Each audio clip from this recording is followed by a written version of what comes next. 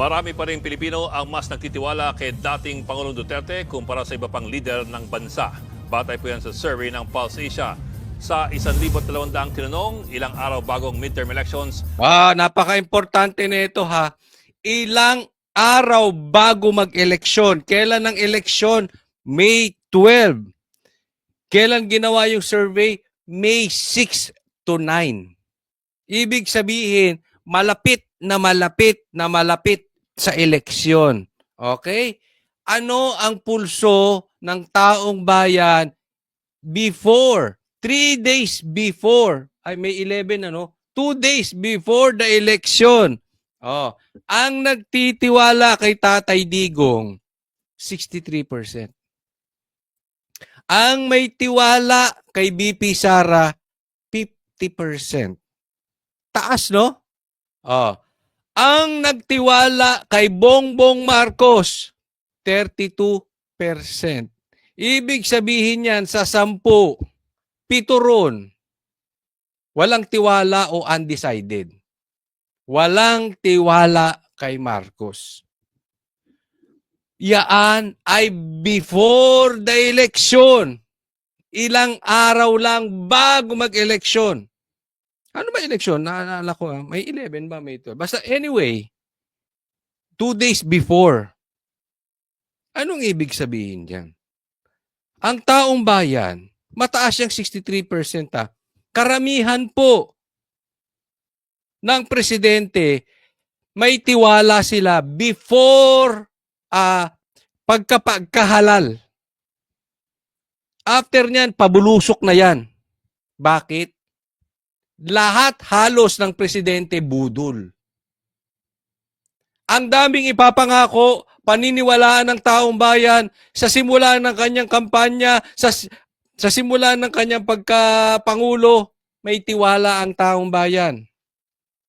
Bago siya matapos ng 6 years niya, lagpak na, dumausdos na, sumubsub na ang trust rating. Ganyan po ang nagiging trending.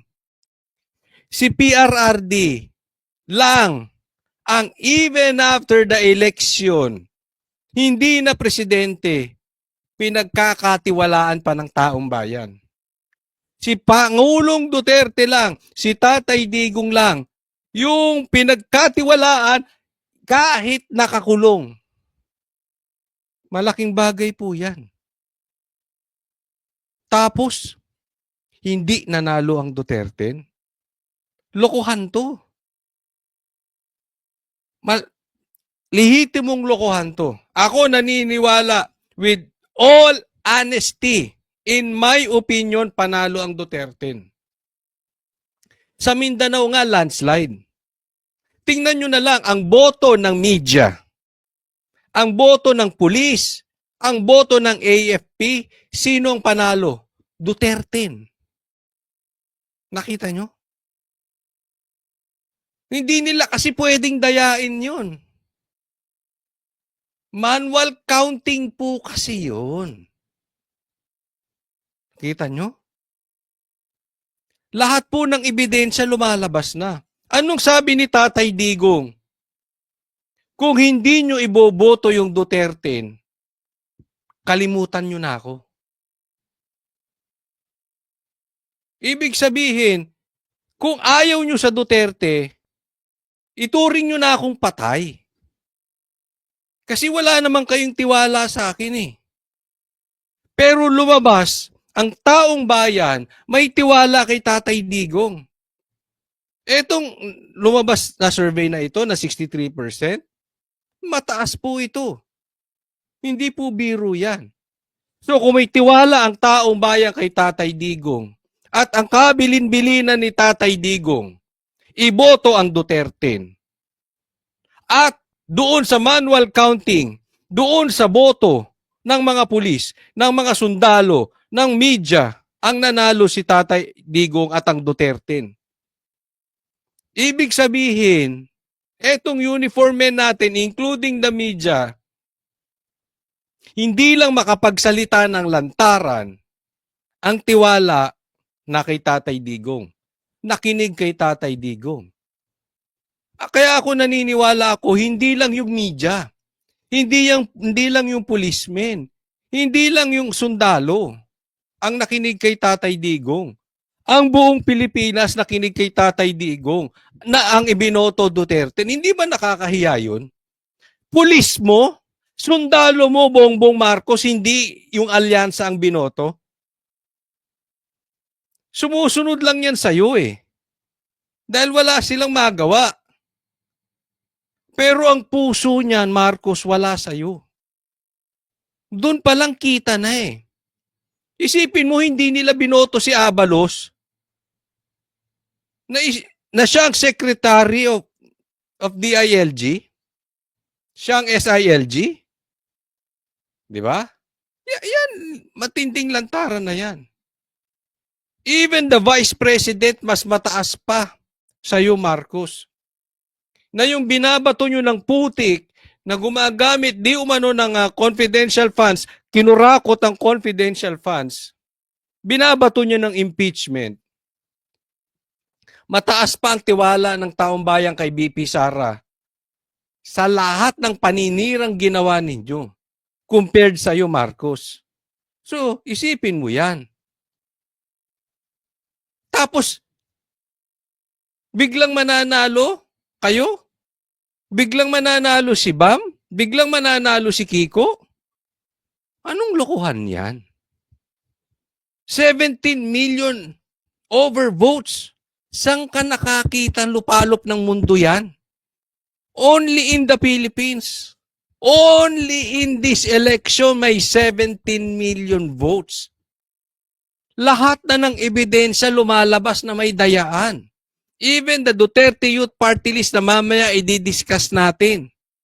Sinasabing kasabwat ang COMELEC.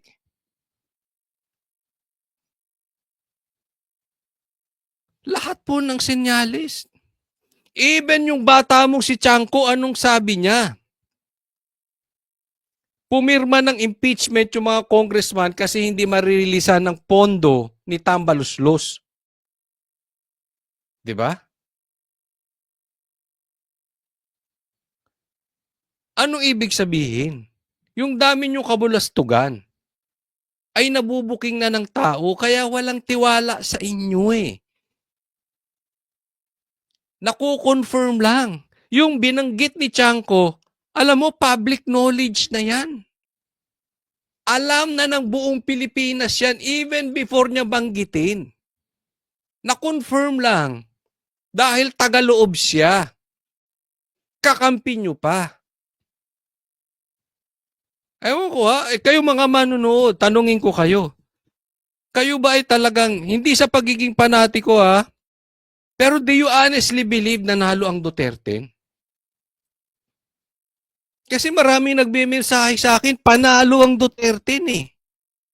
Kaya nga daw takot ang COMELEC na magkaroon ng manual recount. Kaya hindi po natin dapat tigilan.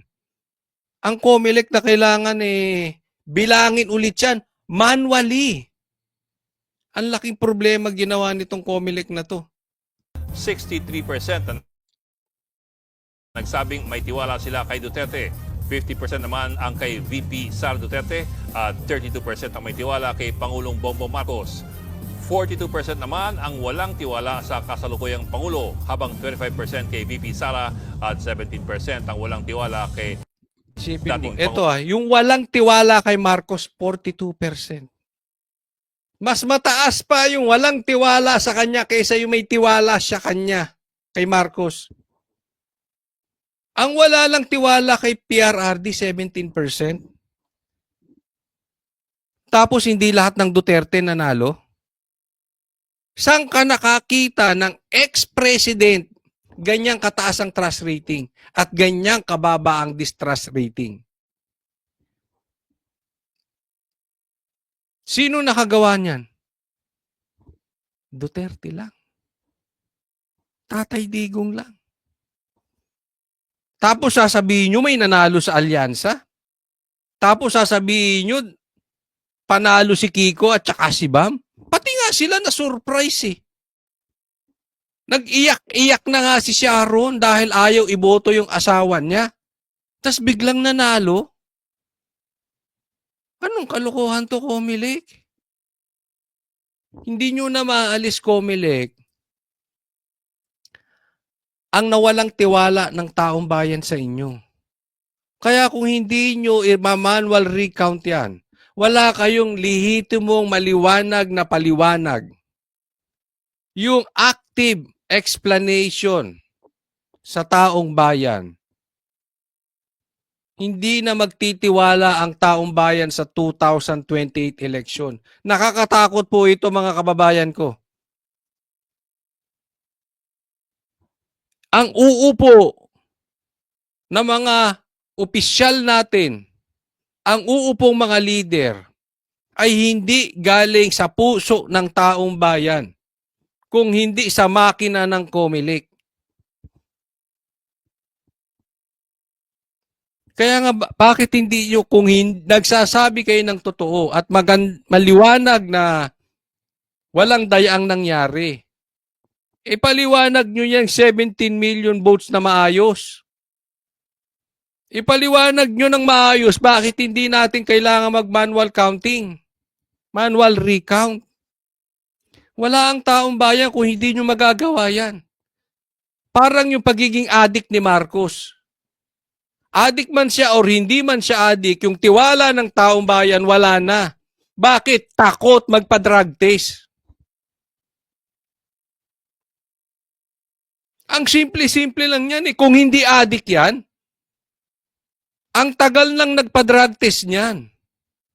Hinamon siya ni PRRD, sabay sila sa luneta. Naduwag, natakot si Marcos. Anong ibig sabihin nun? Eh di addict yan. Addict man siya or hindi, anong paniniwalaan ng taong bayan? Eh di addict. Ba't ayaw niya magpaano? Ayaw niya magpa-drug test. Anong klase yan? Same thing sa inyo, Comelec. Huwag niyo ibaon ang sariling mo dito, Garcia. Kasi kung hindi mo mapapaliwanag yan, lumayas ka dyan kasi inutil ka, wala kang silbi.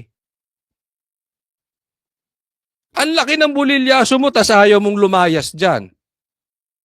Anong pakinabang mo sa Pilipinas? Wala.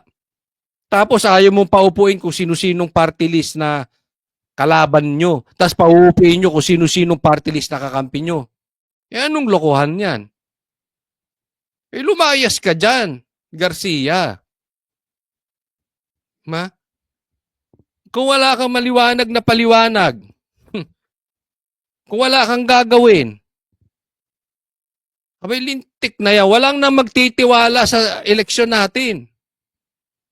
Hanggat nakaupo ka dyan at wala kang ginagawang lehitimong babalik ang tiwala ng taong bayan sa Comelec, sinisira mo Comelec, Garcia. Kaya lumayas ka dyan. Wala kang silbi dyan, Garcia eh. Anong pakinabang mo? Ito kitang-kita na, naglalabasan na oh. Pangulong Duterte. Halos magkakasing dami naman ang undecided. 27% kay PBBM, 25% sa kasalukuyang bise at 20% naman sa dating Pangulo. Tinanong din ng mga respondents kung sang-ayon ba sila o hindi sa paghain sa Senado ng impeachment. Nakita mo.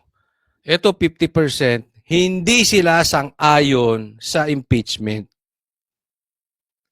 At ang sang-ayon lang sa impeachment, 28%. Comelec, kitang-kita na dyan oh. Ayaw na ng taong bayan sa Marcos. Ayaw din nila kay Bam at kay Kiko. Ang gusto nila Duterte. Ulitin ko, even the uniformed men and media, the absentee voting, ang binoto, Duterte. Ano ka ba? Nagtatanga-tangahan ka ba talaga o tanga ka, Garcia? Lumayas ka dyan. Panira ka sa Comelec. Kung hindi ka magre-recount, huwag mong sirain ang ahensya ng Comelec. Huwag mong sirain ang Pilipinas. Huwag mong tanggalin yung boses ng milyong-milyong Pilipino. Isipin mo, ang sinupalpal mong bibig, 17 million. 17 million ang inawat mong magsalita. 17 million na puso inawat mo. Yung sigaw ng puso nila, namin, na 17 million. Iisipin mo yan kung 17 million binoto niyan Duterte. Di ba? Ang masama nito, yung boto na yun, baka napunta pa kay Bam at kay Kiko. Biglang nanalo eh. Lintikang dayan yan. Umayos ka. Lahat po ng ebidensya labas na sa dayaan ng COMELEC. Bakit ayaw mong mag-manual recount? Gaya ng pag-ayaw ni Marcos sa drug test. Parehas kayo eh. Kung wala kayong tinatago, simple lang. Laban kay VP Sara Duterte, pinakamarami ang hindi sang-ayon na nasa 50%, habang 28% naman ang sumasang-ayon.